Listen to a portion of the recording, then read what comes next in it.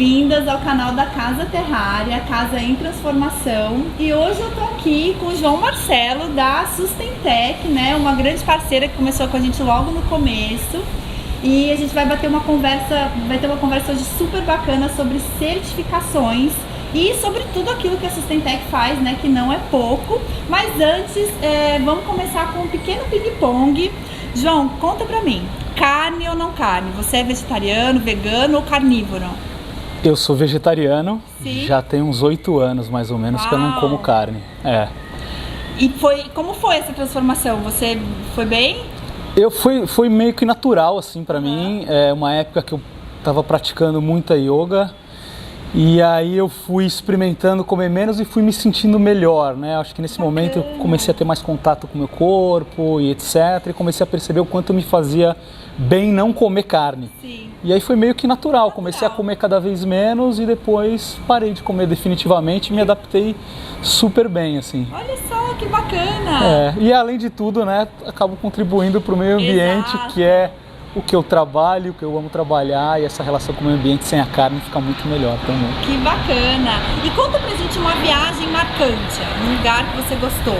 Uma viagem marcante pra mim, eu viajei muito já morei muito fora. Teve uma época que eu fui morar na Inglaterra, fui estudar sustentabilidade. Sim. Na Schumacher College. É um centro de referência de sustentabilidade. E eu fui para lá porque eu queria aprender com os melhores e maiores. Sim. Então fui ter aula lá com James Lovelock, com Rupert Sheldrake, com Stephen Harding, que são ícones, né, de sustentabilidade. E daí na aula magna que teve, assim, falaram, agora nós vamos ter aula com o melhor cara que mais entende disso. Aí aparece um índio da Amazônia. Uau! Eu falei, eu acho que eu ainda não tô no melhor lugar para aprender sustentabilidade. Exato. Acabou o meu curso, eu fui para a Amazônia e aí eu passei uma temporada na Amazônia e essa foi a maior viagem da minha vida. Uau. Conhecer e vivenciar a Amazônia foi uma coisa única e transformou o jeito como eu me relaciono, acho que com as pessoas, com o meio ambiente, com o meu trabalho, foi totalmente transformado com a Amazônia. Que bacana mesmo.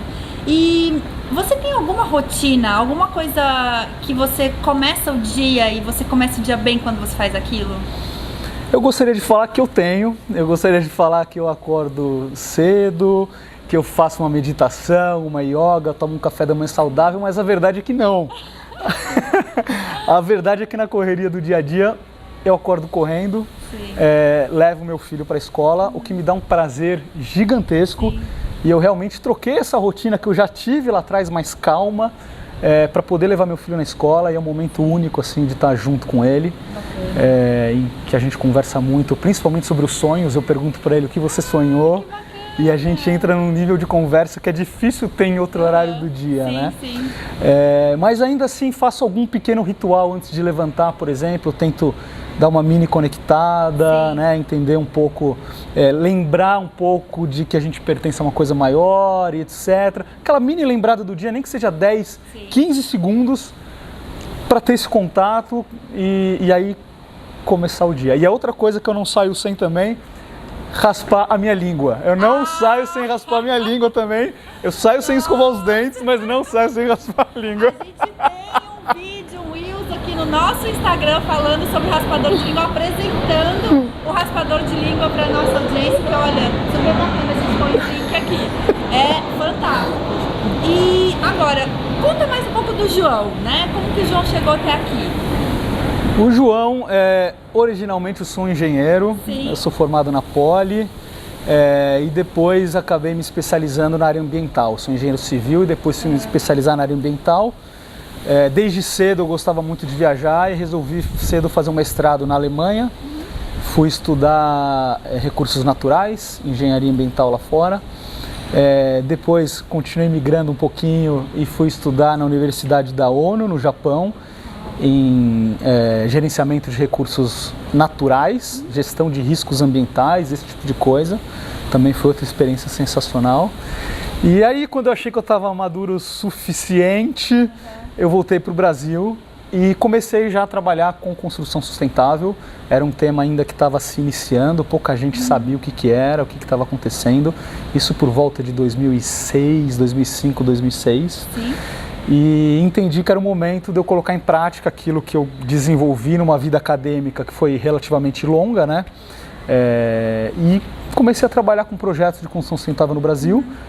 Com isso eu fundei a Sustentec, já são 16 anos trabalhando com isso. Uau.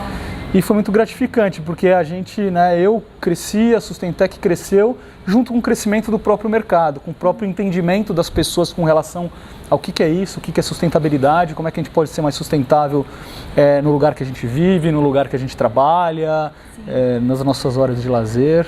Então, acho que foi essa foi a construção. E aí, depois disso, cada projeto que a gente participou é uma construção por si só do que a gente sabe hoje de sustentabilidade, né? Exato, vai mudando, né? E vai mudando a gente também, né? Que é aquilo que a gente fala no canal, que o ESG começa em casa, é justamente essa mudança que a gente se permite a partir da gente ver os projetos, a gente ser impactado naquilo que a gente está conhecendo fora, né? Com certeza, eu acho que eu me transformei muito nesse processo e a gente vai vendo como as pessoas, né, que estão contratando, por exemplo, um trabalho desse, como elas vai mudando também, né? Hoje a gente está falando de ESG de 2, 3 anos para cá. Sim. A gente está trabalhando nisso há 16 anos, né? Então, assim, antes as pessoas falavam de uma outra maneira, a sustentabilidade tinha um outro objetivo, mas é um processo, né? É um processo e o legal é que não é monótono, porque o trabalho pode ser às vezes parecido, mas a forma como a gente apresenta o trabalho, a forma como a gente, né, imputa isso nas empresas, para as pessoas, é completamente diferente na medida que as pessoas vão amadurecendo isso. Exato. Né? Mas conta pra gente então o que é a Sustentec, o que a Sustentec faz? A Sustentec é uma empresa de consultoria em sustentabilidade e saúde e bem-estar para ambientes, para edificações. Então a gente ajuda empresas e pessoas a transformarem os lugares em que elas moram, os lugares que elas trabalham, os lugares em que elas se divertem, em lugares mais sustentáveis e mais saudáveis, né? A gente sabe o tamanho da responsabilidade que é isso. Hoje a gente passa mais de 90% do nosso tempo dentro de algum lugar, né? E a gente sabe pouco de o quanto que isso impacta na nossa saúde, né? Então o nosso trabalho visa muito trazer esse tipo de informação e ajudar as pessoas a transformarem esses lugares não só mais saudáveis, mas também mais sustentáveis, né? O impacto da construção civil, das edificações no meio ambiente é gigantesco, né? Eu diria que é o setor hoje que tem o maior impacto, seja em emissões de gases de efeito estufa, seja em recursos naturais, né? Consumo de energia, consumo de água, geração de resíduos, fora o impacto social também ao entorno e nas pessoas, né? Então, assim, acho que é uma responsabilidade muito grande. Mas ao mesmo tempo dá muito prazer fazer isso. Com certeza, com certeza. E aqui no canal a gente já deu alguma ideia sobre as certificações, né? A gente já falou com o Marcos Casado, do HBC, e eu queria que você contasse um pouco mais o que são as certificações. Eu acho que no mundo empresarial a galera está mais acostumada, mas o que são? Tem algumas tipologias? Como que funciona esse universo?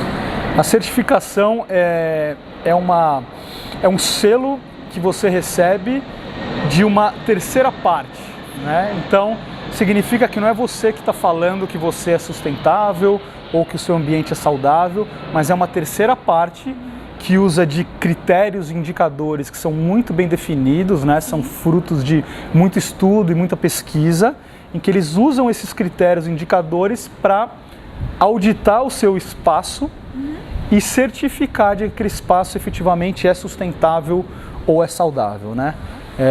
A gente vê uma importância muito grande nas certificações, principalmente no mundo empresarial, né, para a gente tentar separar o joio do trigo, né, o tal do greenwashing, que são algumas empresas ou pessoas que dizem que, né, nessa ânsia de todo mundo se encaixar hoje no mundo ESG e sustentável, algumas empresas fazem algumas ações que não tem muito sentido para aquela empresa, para aquele lugar, e acabam passando para o greenwashing, né? Então, uma certificação, ela valida de que aquilo efetivamente é sustentável, é saudável. E existem certificações, né, para edificações, empreendimentos de tudo quanto é tipo que a gente possa imaginar. Então, elas são muito específicas para cada ambiente, né? Claro. Então, tem a certificação de sustentabilidade para prédios novos que estão em construção, em que a gente tem que garantir que o projeto já seja sustentável desde o começo, toda a obra seja sustentável. Tem certificação para operação, quando você já tem um lugar construído e que você quer operar ele de maneira sustentável. Né? Aí tem certificações de sustentabilidade para diferentes tipologias, então tem para fábricas, para galpões logísticos, para lojas dentro de shopping centers, para warehouses, para torres comerciais, torres residenciais, casa das pessoas pode ser certificado também. Isso tanto na sustentabilidade, né, que na sustentabilidade a preocupação das certificações é em reduzir o consumo, né, ter projetos e equipamentos mais eficientes. E na saúde e bem-estar também. Na saúde e bem-estar o foco é muito mais na qualidade. Então, né, na qualidade da iluminação, na qualidade da água, na qualidade da energia e no conforto das pessoas também. Que bacana. E como que a gente sabe que certificação a gente deve seguir? Tem algum critério? Algumas delas se solapam, né? Algumas falam de a mesma coisa mais ou menos, tem critérios diferentes. Como que eu sei qual certificação que eu deveria pedir? Tem muita certificação no mercado, mas sempre tem aquela certificação que é a melhor para você. Claro. Né? Então, acho que a primeira coisa é as pessoas, né, fazerem um pequeno estudo de quais são as certificações disponíveis no mercado, principalmente quem está por trás das certificações, né, quais são as empresas auditoras que estão por trás das certificações, se elas também são certificadas para dar aquele selo, aquela certificação. E depois entender, principalmente nas tipologias, né? O que eu estou fazendo aqui, né? É uma casa, é uma loja, é um centro cultural, é um shopping center. Com certeza vai ter uma que é mais indicada para aquilo. E aí também entender um pouquinho as suas condicionantes, né? Sim. Porque assim, a melhor certificação é aquela que se encaixa melhor a você. Então, nenhum projeto vai ser 100% sustentável, 100% saudável, né? Sim. Você tem algumas condicionantes, às vezes do lugar que aquela casa está, às vezes da própria cidade, da região, do microambiente, né, do clima daquele lugar, às vezes condicionantes físicas mesmo, uma casa, por exemplo, tombada pelo patrimônio, você não pode alterar tanto. Então, tem que ter uma avaliação um pouco mais minuciosa para entender qual certificação que se enquadra mais, né? Sim. Então, a gente está falando de certificação LEED, Aqua, Procel, EDGE, em sustentabilidade. Na parte de saúde e bem-estar, a gente está falando do Fitwel, do HBC, do WELL. Então, tem várias, mas o ideal é bater os critérios de certificação com a sua intenção do seu projeto e ver qual dá mais match, qual faz mais sentido para você, né? Sim. Porque o objetivo da certificação não é penalizar, mas é ajustar o projeto e incentivar que você faça ele ser mais sustentável e saudável. E dá um norte também, né? Porque muitas vezes a pessoa quer que o projeto dela tenha esse viés de sustentabilidade e saúde, mas ela nem sabe por onde começar. Então, aqueles critérios da certificação, eles dão um norte, né? Olha, fazendo isso, você atinge uns determinados níveis, né, de saúde e de sustentabilidade. Isso é muito bacana mesmo, né? Porque a gente entende aqui no canal que muitas vezes as pessoas não fazem porque elas não sabem o que fazer, né? E então essas certificações, além de certificar, de dar essa chancela mesmo, elas dão um norte, né? E é muito bacana. A gente vê muito a certificação como, às vezes, você poder usar como um guia de projeto, né? Ela vai guiando você pelo projeto, porque as certificações trazem requisitos que podem ser utilizados por cada disciplina de projeto para incorporar nos seus projetos, né? Então, a arquitetura tem uma série de indicadores e requisitos que vai incorporar no projeto dela, né? Que ela pega da certificação. Projetista de hidráulica, de elétrica, de ar-condicionado, de iluminotécnica, o paisagismo. Então ela serve mesmo como um guia de projeto. E um trabalho inicial que você comentou que é muito importante, a gente faz muito, é o diagnóstico, né? A gente faz um diagnóstico daquele empreendimento, daquele lugar, daquela casa, para justamente apresentar para as pessoas qual que é a vocação do seu projeto, quanto que ela está próximo de uma certificação, qual que é o potencial de certificação, quais daqueles requisitos faz sentido incorporar, quais não fazem sentido incorporar. Claro. Então acho que esse é o pontapé inicial assim, para uma casa, um empreendimento que queira certificar. Bacana. E agora a gente falou em alguns momentos Existe mercado para certificação de residências? Como que é esse mercado? Porque empresa a gente sabe que às vezes até o próprio mercado da empresa acaba exigindo, né? Fornecedores, clientes. Mas existe hoje essa preocupação das pessoas físicas, né, na sua residência, de trabalhar uma certificação? Sim. A gente está há 15 anos trabalhando com isso, né? E por muito tempo as empresas que demandaram quase que 100% das certificações, né? Hoje ainda mais, né? Com a história do ESG, as empresas precisam dar uma resposta para os acionistas e para os investidores, e a certificação é a melhor forma que ela pode demonstrar atendimento a práticas ESG. Então isso hoje é quase que obrigatório as empresas certificarem, né?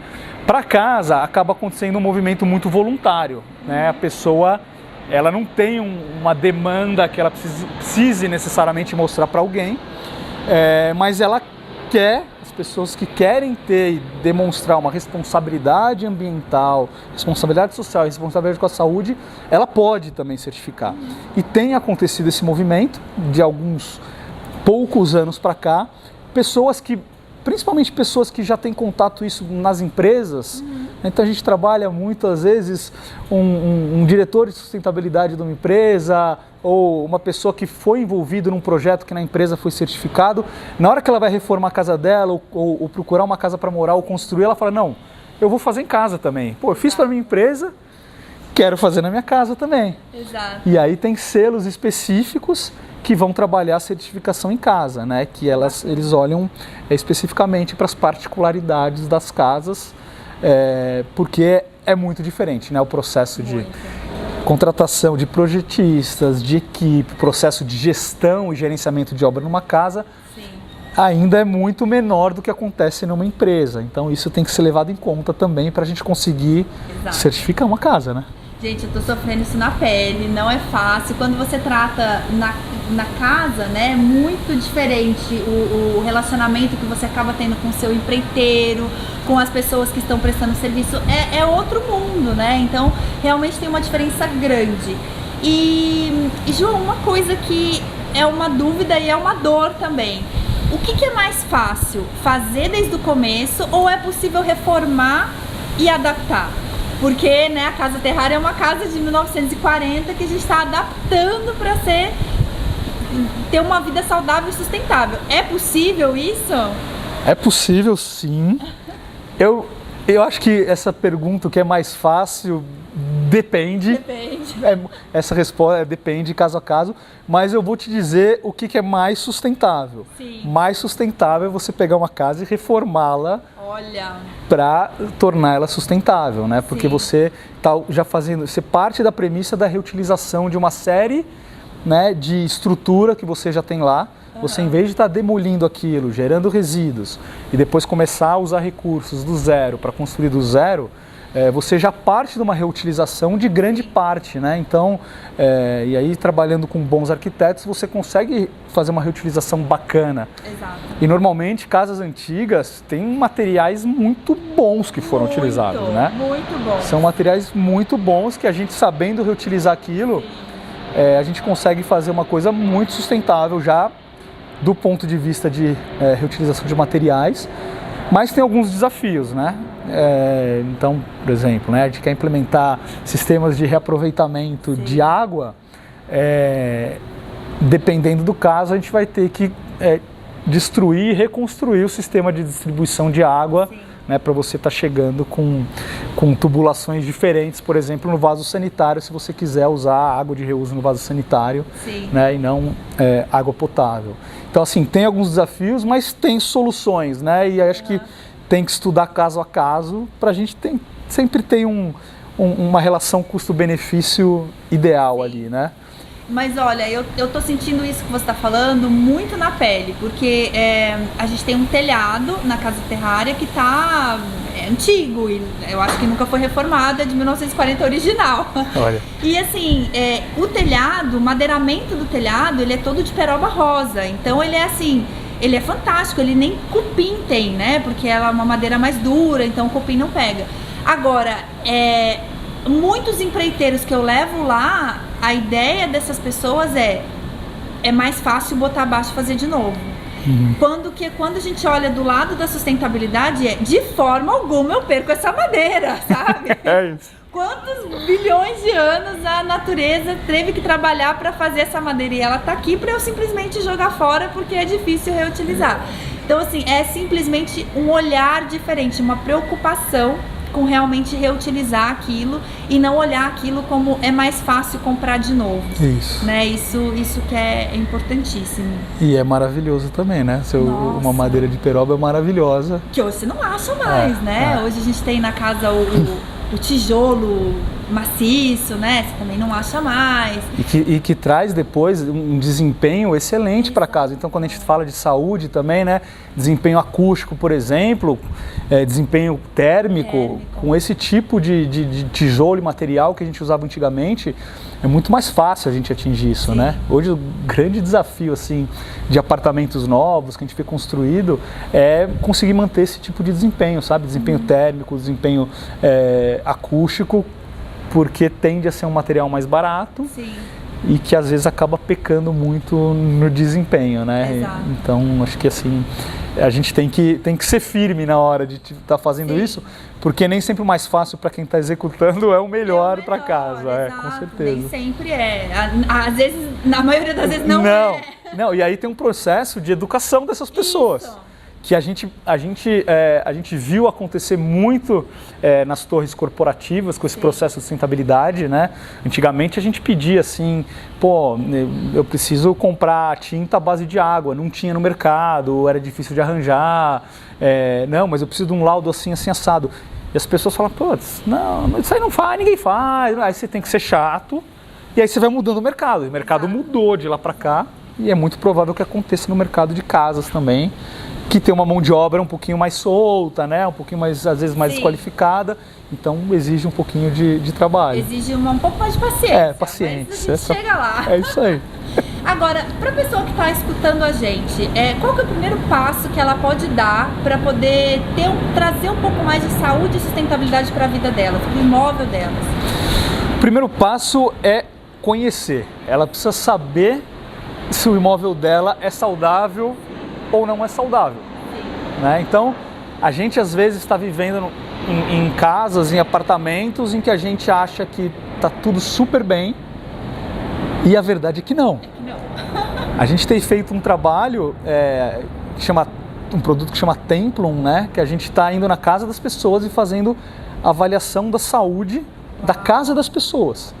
Então a gente olha para 7 indicadores que passa por iluminação, qualidade do ar, qualidade da água, qualidade acústica, os materiais, até plantas, etc.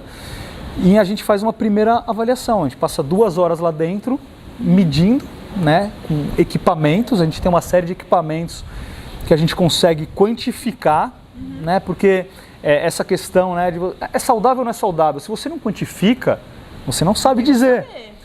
Então, a gente passa 2 horas quantificando e a gente descobre com isso coisas que normalmente estão escondidas e que passam despercebidas aos olhos das pessoas, assim. Exato. E que a gente fala... E aí, a gente traz números, né, de estudos lá de fora que mostram que, às vezes, até 70% das casas e apartamentos não são saudáveis. Uau!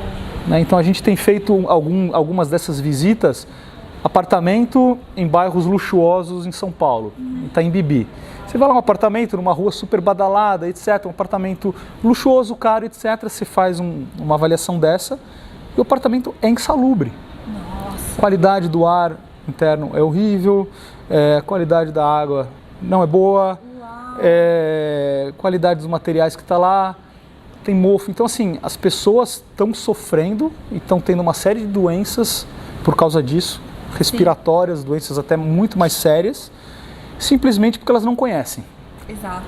E aí, a partir do momento que elas passam a conhecer, às vezes, com pequenas soluções, ela transforma a casa dela numa casa saudável, sustentável. Às vezes são pequenas coisas, sabe? Tem coisas que são mais estruturais, eventualmente, você vai ter que fazer uma reforma, etc. Mas às vezes não, às vezes, sabe, com uma operação...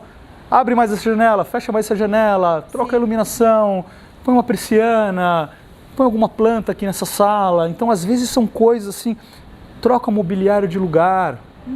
Às vezes são coisas, inclusive, que podem não só melhorar a sua qualidade, às vezes podem salvar a sua vida. E a gente tem alguns casos com certeza, de vidas que poderiam ter sido salvas se a gente tivesse pego essas coisas antes, sabe?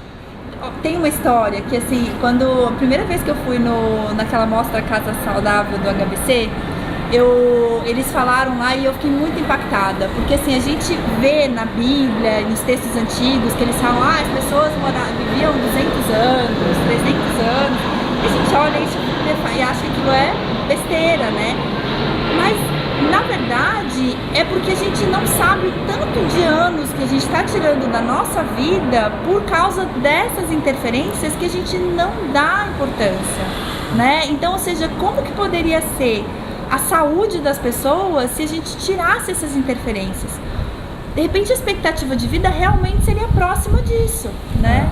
Então, ou seja, é que hoje a gente está com uma mentalidade tão longe dessa preocupação que a gente não vê que realmente a gente está tirando anos de vida por não ter um espaço mais saudável próximo da gente. Eu vou te contar um caso que me fez lembrar bastante isso. A gente foi fazer essa avaliação da saúde de um apartamento, né? Apartamento da minha irmã. Sim. Minha irmã falou, João, você está trabalhando com isso, pelo amor de Deus, vem aqui, né? E aí eu fui lá na casa dela, no apartamento dela, e eu frequento o apartamento dela há muito tempo. Sim. Só que, né, eu trabalhando na área com olhar, né, de visita, que não é aquele olhar técnico, tinham coisas que eu não tinha percebido. A primeira coisa que a gente fez lá, uma das coisas que a gente sempre faz, a gente mede ondas eletromagnéticas. Sim. Que tem dentro dos lugares, né? E aí a gente está cercado por ondas eletromagnéticas hoje em dia, né? E tudo bem até um certo nível. Exato. E a gente foi medir na sala dela, né? A sala de TV dela. A gente estava medindo, estava tudo tranquilo. Quando chegou no sofá, começou a disparar o equipamento, assim, pitava pra caramba. E aí estourou o valor do equipamento para valores assim super insalubres e perigosos. Aí a gente foi perceber aquela parede fazer divisa com a parede da cozinha. E na cozinha, encostado, ali estava a geladeira e estava o micro-ondas. Meu Deus! Ou seja, a geladeira, o motor da geladeira fica emitindo uma onda eletromagnética. Sim. Que estava diretamente na cabeça da pessoa que estava vendo TV. E o micro-ondas, quando ligado, também estourava. Nossa. Então assim, o problema não é o micro-ondas e a geladeira, o problema é o local que eles estavam instalados. A pessoa via TV com a cabeça encostada. Gente. E aí eu saí daquilo ali e falei, Mari, você precisa mudar isso urgente, pode acontecer alguma coisa encostada. E aí demorou uma semana para cair uma ficha nossa, que aquele apartamento, minha irmã se mudou para lá depois que minha mãe faleceu. Meu Deus. Ela foi se mudar para lá, minha mãe morou 10 anos lá. Naquele layout? Exatamente no layout. O lugar que minha mãe mais passava tempo era na frente da televisão com a cabeça encostada. Sabe do que minha mãe morreu? Um tumor no cerebelo, aqui na nuca. Meu Deus! Inesperado. A gente foi pego de surpresa, a gente não sabia. Em 6 meses, ela começou a ficar tonta, super saudável, 65 anos, começou a ficar tonta. Em 6 meses, a gente descobriu o tumor. Em uma semana, ela faleceu. Meu Deus! E aí fizemos o exame, não era um tumor cancerígeno, era um tumor que ninguém sabe explicar por que veio, que foi uma mudança da célula. E depois veio a explicação, e olha, pra mim, eu que trabalho na área, só fui perceber depois que eu fui medir, depois que eu fui conhecer o que estava acontecendo lá dentro, sabe?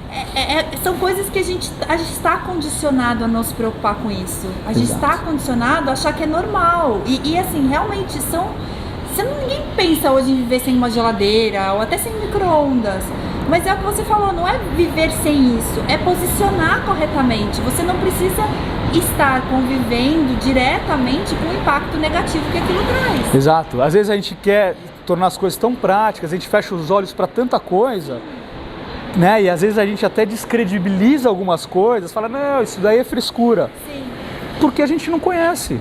Mas, João, sabendo tudo isso, né? Sabendo agora tudo que a gente está conversando aqui hoje. Me conta, você é otimista? Como você sonha o futuro? Eu sou otimista por natureza, não devido aos fatos, mas eu acho que é natural meu. Eu sou sagitariano, todo sagitariano é muito otimista.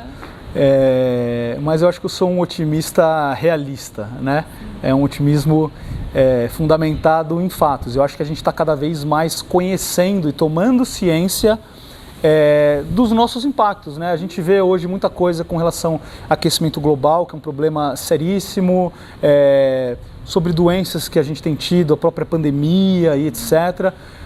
Mas eu acho que é a primeira vez em que a gente está efetivamente tomando ciência mesmo disso, tendo consciência, a ponto de poder agir e talvez tentar mudar, né, a forma como a gente vem fazendo as coisas nesse tempo. Eu acho que é a primeira vez na história, talvez, que a gente tem essa oportunidade de refletir sobre as nossas ações e repensar como a gente tem fazendo, né? Eu acho que então assim, só o fato da gente ter essa consciência me deixa muito otimista, sabe? Que bom, que bom. E eu acho que o sonho do futuro eu sonho o futuro vivendo o presente muito.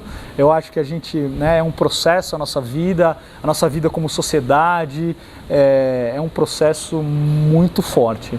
Mas se tem um futuro que eu sonho, que eu gosto, tá num filme que chama La Belle et Verte. Uau! Que é muito difícil de achar, mas se procurar na internet, você acha em português, eu acho que chama O Turista Espacial.